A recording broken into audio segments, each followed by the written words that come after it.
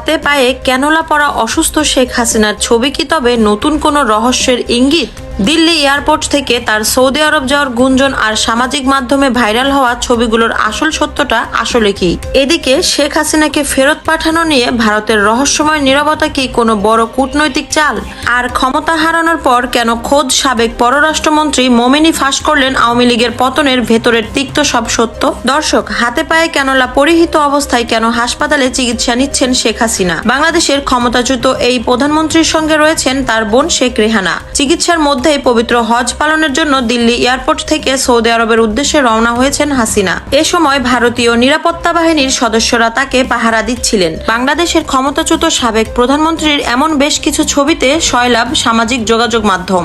যদিও ফ্যাক্ট ওয়াচের অনুসন্ধান বলছে সবকটি ছবি কৃত্রিম বুদ্ধিমত্তা বা এআই এর সাহায্যে তৈরি। গত শুক্রবার শেখ হাসিনাকে নিয়ে সর্বশেষ আনুষ্ঠানিক বিবৃতি দেয় ভারত। এ সময় জানানো হয়, ঢাকার আনুষ্ঠানিক অনুরোধ বিদ্যমান আইনি ও বিচারিক কাঠামো অনুযায়ী বিবেচনা করছে দিল্লি।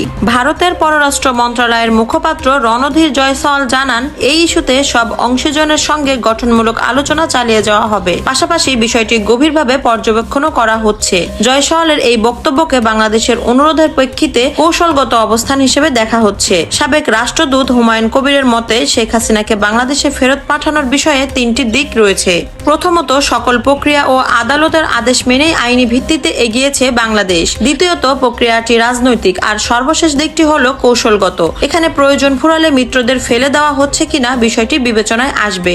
জয়সওয়ালের বক্তব্যকে দাপ্তরিক জবাব হিসেবে মনে করছেন সাবেক রাষ্ট্রদূত মাহফুজুর রহমান। তার মতে, এটি ভারতের পক্ষ থেকে একটি অফিসিয়াল অ্যান্সার। ইতিমধ্যে শেখ হাসিনাকে ফেরত দেওয়ার বিষয়ে ঢাকার অনুরোধের চিঠি পেয়েছে দিল্লি। তাই সম্পর্কে অবনতি হবে এমন অসংলগ্ন মন্তব্য করা থেকে বিরত রয়েছে ভারত সরকার। এদিকে হাসিনা সরকারের নানা ভুল অকপটের স্বীকার করেছেন সাবেক পররাষ্ট্রমন্ত্রী ডক্টর এ.কে আব্দুল মোমেন। সরকারি কর্মচারীদের উপর সরকারের খুব বেশি নির্ভরশীল হয়ে পড়া এমপি কিংবা মন্ত্রীদের চেয়েও আমলাদের প্রাধান্য বেড়ে যাওয়ায় আওয়ামী লীগের কাল ডেকে এনেছে। সম্প্রতি যুক্তরাষ্ট্রভিত্তিক টাইম টেলিভিশনকে দেওয়া এক সাক্ষাৎকারে একথা বলেন তিনি। আওয়ামী লীগ সরকারের সাবেক পররাষ্ট্রমন্ত্রী বলেন, জনসম্পৃক্ততা কমে যাওয়া ও চাঁদাবাজি এই দুটি বিষয় ছিল তৎকালীন সরকারের সবচেয়ে বড় ভুল, যাতে প্রভাবক হিসেবে কাজ করেছে দুর্নীতি।